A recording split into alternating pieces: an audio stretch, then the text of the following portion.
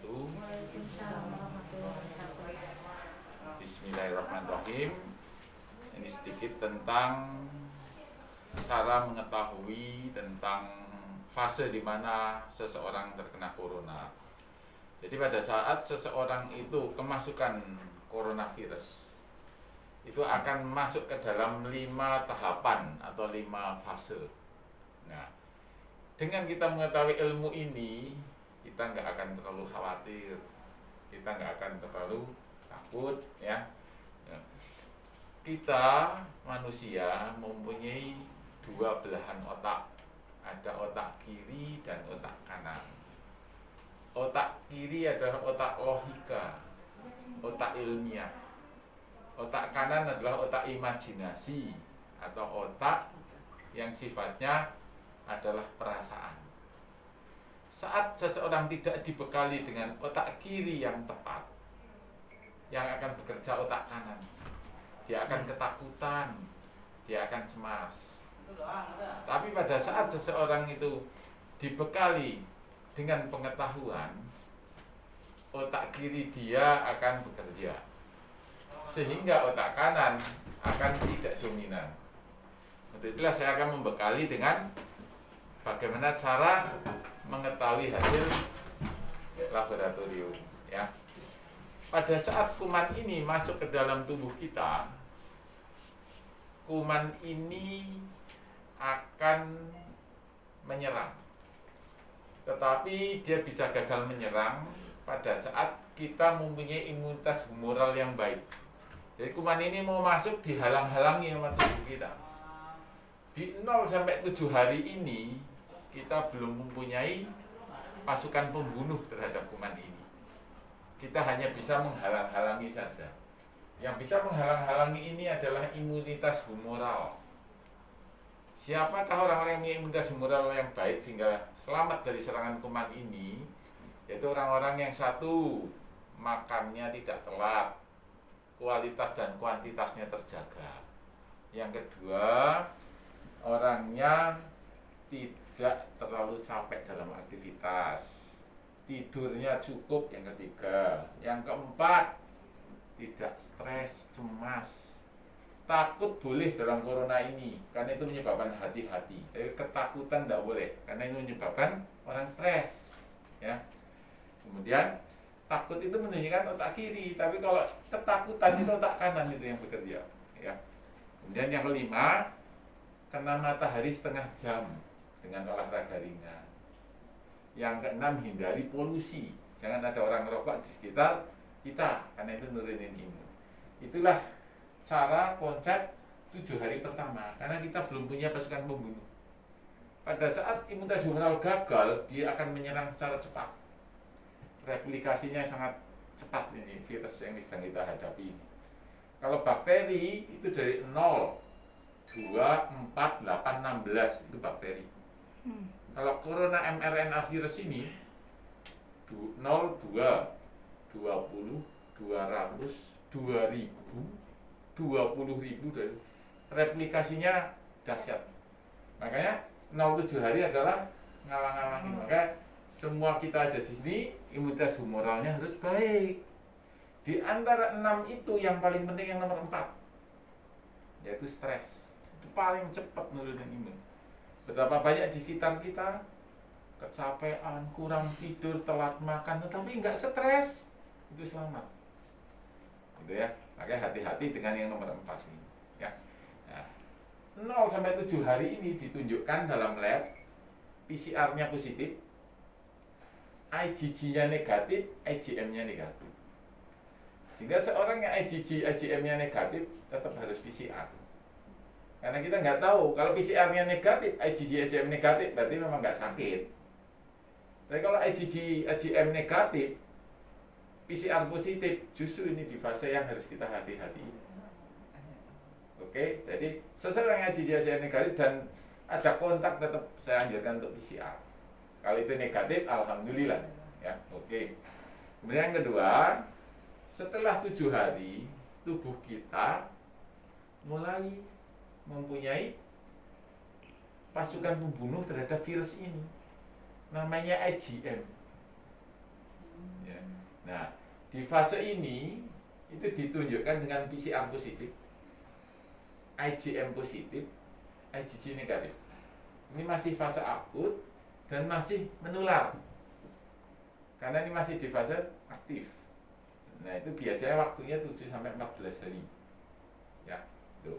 Nah, dalam kondisi seperti ini, seorang yang IgM positif dan IgG negatif itu dianjurkan untuk isolasi mandiri di rumah selama 2 minggu. Nanti 2 minggu kontrol ulang, kita cek IgG IgM-nya. PCR tetap dilakukan. Oke?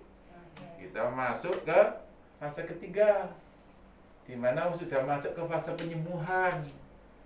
Itu ditunjukkan dengan hasilnya 1, PCR-nya positif, IgM-nya positif, IgG-nya positif. Sekedar tahu bahwa PCR tidak bisa membedakan ini kuman hidup atau kuman mati. Tidak bisa. PCR itu cuma mendeteksi jasad. Nah, kapan PCR itu menunjukkan itu jasad mati dari kuman ini? Saat ada IgG. Jadi kalau IgG-nya positif, IgM positif, PCR positif, itu PCR yang menunjukkan jenazah kuman. Oke? Nah, jadi tapi kalau ada PCR positif, IgG-nya masih negatif, itu berarti kumannya masih hidup. ya, di situ ya. Nah, setelah fase penyembuhan akan masuk fase rekonvalesen, jadi fase pemulihan. Kopassusnya udah pulang kampung, pembunuhnya karena udah nggak ada perang, cirinya PCR-nya masih positif, tapi kuman jenazah. IgG-nya positif, IgM-nya sudah negatif. Itu biasanya di waktu 21 sampai 28 hari. Oke ya. Tuh. Nah, kemudian fase keempat udah masuk fase kelima. Itu fase penyembuhan. Fase penyembuhan, fase kelima ini ditunjukkan dengan 1, PCR sudah negatif, tubuh sudah berhasil membersihkan jenazah, sudah dibawa pergi. Kemudian yang kedua ditunjukkan dengan IgG positif, IgM negatif. Ini akan menetap seumur hidup kayak gini. Lalu pertanyaannya, apakah seorang yang sudah punya IgG itu nggak mungkin kena? Salah, masih bisa. Namanya reinfeksi. Cuma peristiwa di dalam tubuhnya berbeda. Seseorang yang tidak punya IgG positif, saat kemasukan kuman, IgM-nya butuh waktu 7 hari. Tetapi seseorang yang sudah punya IgG, itu kalau kemasukan kuman, itu cuma butuh waktu 1 kali 24 jam IgM terbentuk. Sehingga tidak terlalu berbahaya buat dia, karena pasukan khususnya sudah langsung ada dalam 1 kali 24 jam. Sehingga kumannya belum sampai berkembang, makanya tidak pernah bahaya lagi orang yang pernah terinfeksi. Itulah cara Allah memuliakan orang-orang yang ikhlas dalam berjuang. Sesuatu yang sepertinya pahit kita rasakan, padahal itu adalah cara Allah menolong kita. Dengan IgG yang pernah positif, pada saat kondisi yang paling ditakutkan dalam suatu pandemi itu adalah suatu outbreak. Apakah outbreak? Orang sakit massal 500 sakit bareng, sehingga tidak ada isolasi lagi, harus dirawat sama-sama. Kenapa ini kegagalannya tinggi? Karena saat ngobatin satu ketimpa satunya, ngobatin ini ketimpa ini, jadi kegagalan pengobatan. Nah, pada saat-saat tidak ada outbreak, seorang diberi sakit dahulu, itulah cara Allah memuliakan kalian. Dipilih sama Allah, sehingga nanti terjadi fase IgG sudah ada, kemasukan udah nggak apa-apa. Masya Allah ya. Kadang suatu rahmat Allah dikemas dengan sepertinya menurut akal kita kesedihan. Padahal itulah cara Allah memuliakan kita. Maka mari kita ucapkan dengan rasa syukur. Karena di dalam kondisi bahkan ada Allah memuliakan dengan OTG, dikasih IgG positif, IgM positif, tapi waktu sakitnya tidak ada gejala. Masya Allah. Dan itu banyak dimiliki oleh tenaga-tenaga kesehatan. Mereka yang ikhlas berjuang, yang ada di dalam otak mereka itu hanya Allah dan menolong sesama mukmin muslim yang memerlukan. Mereka nggak pernah berhitung dengan takut, tidak pernah berhitung dengan istilahnya resiko. Nah, Allah pilih. Bahkan penelitian di keluarga kesehatan, orang-orang kesehatan itu pun terselamatkan pada waktu outbreak. Ternyata kita dengan APD yang sebaik-baiknya, mandi, jadi kondisi kita fit, ya, nonsen kita nggak membawa kuman. Kuman yang sedikit itu ternyata memberi imunisasi pada anak-anak kita. Nah, itulah jawaban kenapa di Wuhan waktu outbreak tenaga kesehatan keluarganya pada selamat. Ternyata tubuh mereka sudah kenal kuman, sehingga sudah terbentuk mekanisme imunologi. Masya Allah. Kadang sesuatu yang kita kemas dengan istilah yang Allah kemas dengan kesedihan itu sebenarnya adalah kebaikan.